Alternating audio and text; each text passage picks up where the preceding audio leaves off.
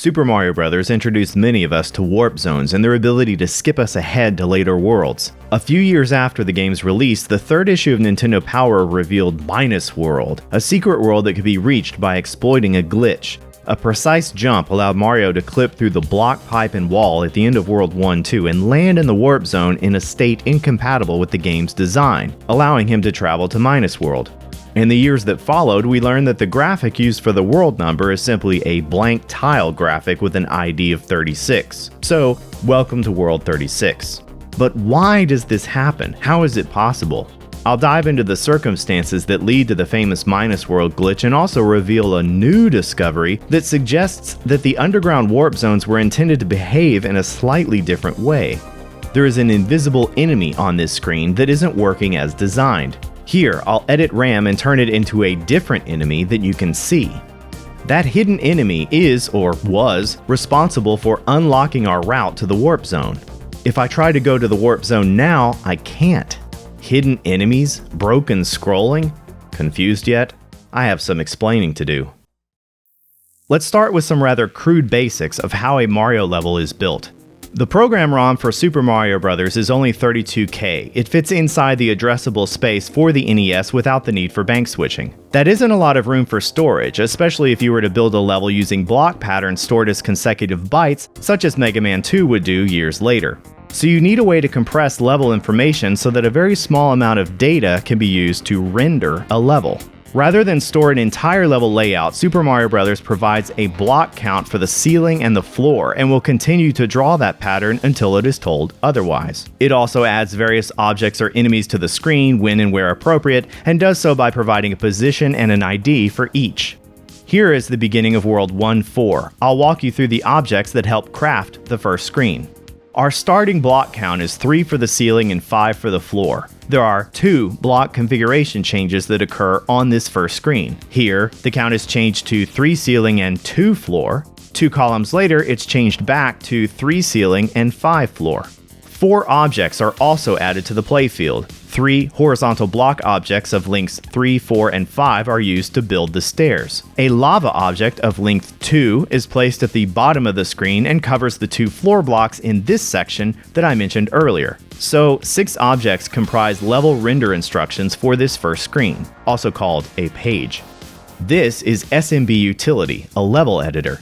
We are in map editing mode right now, and we can see our object locations in this top object view window. They are represented as shaded boxes. 4 pages are shown, 0, 1, 2, 3. Each page has tile columns ranging from 0 to 15 across the top, and row numbers spanning -1 to +15 along the left side. Each object is stored in the ROM as a tile location with an object ID. The object list helps illustrate this. The first entry for page 0 is an object at column 0, row 5, and is a horizontal block object of length 3. Notice that the ceiling and floor block configuration changes are positioned on row 14, near the bottom. If I drag the lava object out of the way, you'll see that the floor behind it is indeed 2 blocks tall, as mentioned earlier. Some object positions are relevant for placing an object in the playfield. Other object positions are used to indicate special cases and inform the game of something like an upcoming ceiling floor configuration change. If we switch the editor to enemies mode, we see enemy objects and their positions in the level inside the object list window. Some enemies are things like this platform that moves left and right. One example of a unique enemy type here is in World 1-1. A room change enemy is located here on page 1, column 1, row 14. This indicates the destination room for Mario should he descend into any pipes or climb any vines after this enemy has been processed. This room number is at the ready if Mario uses this 4th pipe here in the first level. If we change the ID for this pipe to be a pipe that Mario can enter, that room change enemy will still send him to the same place we expect. I could also change the room for that room change enemy and send Mario to World 1-4 when he enters the pipe. While this level building simplification is not comprehensive, we can summarize Mario level rendering as continue to draw the level using this configuration unless I say otherwise. As Mario moves to the right, the game looks ahead to the upcoming columns for alterations to ceiling and floor layout, additional objects, enemies, destination rooms, and more. This is all relevant when it comes to understanding the bugs that lead to Minus World. And on that note, one last thing worth mentioning is a scroll stop object. When Mario reaches the center of the screen, the game is designed to scroll right. That is its natural state. Again, do this unless I say otherwise, right? To get it to stop, a scroll stop object is used. The entry to World 1-2 uses a scroll stop. Mario moves past the center of the screen and enters a pipe. The screen does not scroll. That stop object is here. Since the game will always read and render half a screen's worth of information ahead of the current screen on the TV, the stop is active immediately. If we remove this object and start World 1-2, the screen scrolls this time. With this crash course in Mario level layout and rendering behavior complete, it's time to return to the first warp zone. With the editor in map mode, we see a lot of objects defined in rows 13 through 15 under the playfield, as well as a few in the playfield itself. Our focus is how the warp zone works, so let's pare down these objects in the object list window. We are left with the 3 warp pipes and 2 objects on row 13, 2 scroll stop objects. One is simply a scroll stop here on page 11, column 2. The second is a scroll stop warp zone object on page 12, column 6. The second scroll stop works. It stops the screen from scrolling after the warp zone room has scrolled into view, and also triggers logic to set up the zone. Let's look at the code executed when the object is encountered. The first task is to determine which warp zone we have reached, either the 432 zone, the single pipe World 5 zone, or the 876 zone. The result, a value of 4, 5, or 6, is stored in RAM. We'll call it warp zone control. The number is used as part of an offset calculation later in code. One place it is used is in the very next subroutine, write game text. The subroutine prints welcome to warp zone and uses the warp zone control value to know which numbers to place over the pipes. Finally, the piranha plants in the pipes are removed and the scroll lock bit is toggled. Welcome to Warp Zone. The Warp Zone control value in RAM is later referenced when Mario enters a pipe. It is used to determine where he should go. A bad value at this location in RAM under certain conditions is what is responsible for allowing Mario to travel to Minus World. We'll get to the details of that in just a bit. What of the earlier scroll stop object? The invisible enemy that I turned into a Koopa Trooper earlier resides here. It serves as a key to unlock scrolling. Once present, it continues to check for scroll lock on every frame. Once it sees that scrolling has been locked, it continues to check unlock criteria and will unlock scrolling when that criteria has been met. The first scroll stop encountered should lock scrolling as soon as this column is loaded. So that would mean that we would stop scrolling once the L pipe and 2 blocks of wall behind it are on the screen. Once the scroll stop has occurred, the hidden enemy should unlock scrolling once its unlock criteria is met. But does scrolling ever stop here in the first place? You can keep scooting the screen to the right as much as you want.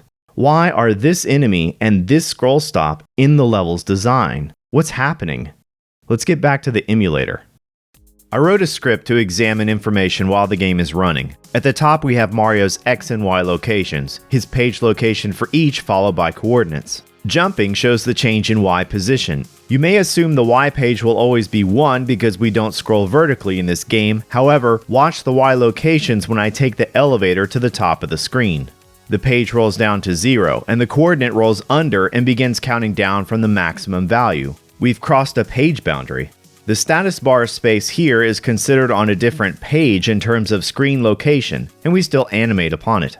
Recall that when we looked at our level editor, the row number started at -1, and this now makes a bit more sense as we know that this row is on the previous page. Warp Zone Control is next. 0 is here when no warp zone is present. Scroll Lock is 0 when scrolling is allowed and 1 when it is not. We are not locked at the moment. Finally, the box below shows the current enemies and their positions. The scroll unlocker enemy is here, and I've highlighted the entire column for that enemy. The enemy's exact position on this screen is irrelevant. It only needs to spawn prior to the scroll stop and be present in the area. The highlight illustrates it is here and attempting to unlock scrolling. Let's move Mario forward to reach that scroll stop object, which again is several columns past the right side of the screen. Scrolling briefly stops. Immediately after this, the scroll unlocker enemy unlocks scrolling and destroys itself. You can see that the column I created has disappeared. The scroll lock barely lasted a frame. You can also see that warp zone control incremented to 1. Why? You just witnessed two bugs: the unlocker object unlocking scrolling when it probably should not have done so, and warp zone control changing to an invalid value. Let's check the unlocker enemy code and see what's up. Mario's Y position and Y page are ANDed together to determine whether or not scrolling should be unlocked. If the result of the operation is 0, then the scroll stop is unlocked. Why would you AND these values together as your criteria for unlocking a scroll stop? Perhaps the intended design was to lock the scrolling here unless Mario reaches Y page 0, until he reaches the top of the screen. That would mean that so long as Mario is moving around inside this area, scrolling is stopped. The warp zone room remains hidden. As soon as he reaches an area above the playfield, the scroll stop is removed, and he can proceed to the warp zone. The reason this AND statement doesn't work is because any time the lowest bit of Mario's Y position is 0, meaning his Y position is an even number, the result of the AND statement is 0, and the scrolling unlocks. So you could keep the scroll lock in place if you manage to jump from the elevator and Mario's vertical velocity continues to keep his Y position at an odd number. Have you ever jumped to the ground here and had a momentary hitch in the scrolling? That's why. Mario just rolled a handful of odd-numbered Y positions. This scroll stop, thanks to an odd-numbered Y position, is short-lived, however, as landing puts Mario at an even-numbered Y position of 128. So first up, let's fix this weird AND statement. If we change it to a compare and the Mario Y page RAM address to a value of 0, the scroll unlocker will unlock the screen as soon as Mario's Y position is 0, as it will write that 0 to the scroll lock RAM value. The result is that Mario can jump around and attempt to scroll the screen in this area, but the scroll stop stays in place. It does its job. As soon as he reaches the top of the screen, however, the scroll unlocker enemy does its job. This was likely the intended design for this area. If you attempt the minus world block clip, the screen still won't scroll, unless Mario gets to the top. But wait, with the scroll lock in place, Mario passed the center area and is now on the far right side. That means he can walk right, drop into the warp zone room without reaching the second scroll stop, which sets the warp zone control to the proper value, and still go to minus world. Bug not quite fixed. Just before the scroll unlocker is erased, it increments the warp zone control value by 1. This is where that invalid value originates. Again, this is what is responsible for allowing Mario to travel to minus world. Let's take a look at the logic used for warp zone pipe destinations. If the warp zone control value is something other than 0, the logic concludes the pipe Mario used is part of a warp zone. The value kicks off an offset location in the ROM to know which warp zone pipe trio to use. Mario's X position is then examined to know which of the 3 pipes he entered. The offset is incremented where appropriate, and the pipe destination is finally referenced. Under normal circumstances, the hex values of 24, 36 in decimal, that flank the World 5 pipe aren't relevant for pipe destinations, as there is only one pipe for the World 5 warp. The values are only referenced so that the draw code puts a blank space above non-existent pipes. In fact, if I change those values in the ROM to something else, you can see them in the World 5 warp zone. When that invalid value of 1 is placed in warp zone control and Mario enters a pipe, this code knows Mario is in a warp zone, uses the value as an offset, selects the second pipe trio, sees that he went down either a left side pipe or a right side pipe, and sends him to the world it sees. This is why when you enter the center pipe after clipping through the block pipe and wall in World 1-2, that you are sent to World 5 instead of minus world. So, if we wanted to fix minus world, which isn't fun, but let's do it anyway, we need to eliminate this erroneous increment statement here. The easiest way to do that is to change the INC to LDA, to basically just let it load warp zone control into the accumulator. This statement is harmless, as the first thing performed in erase enemy object is to place a 0 in the accumulator. Regardless of if the scroll lock fix is in place, entering the warp zone room without reaching the last scroll stop will bypass warp zone destination logic for all 3 pipes and simply Place Mario in the room destination that was assigned for the L pipe. The minus world bug has been fixed, and we pulled it off using only 3 Game Genie codes. Most gamers aren't likely to want to fix minus world, but those of you interested in game logic may find this intriguing. I'd like to thank Mike Schiraldi for calling the "and" statement bug to my attention, providing an explanation and a fix. This saved so much research time on this topic and moved up my interest in doing a minus world video to right now.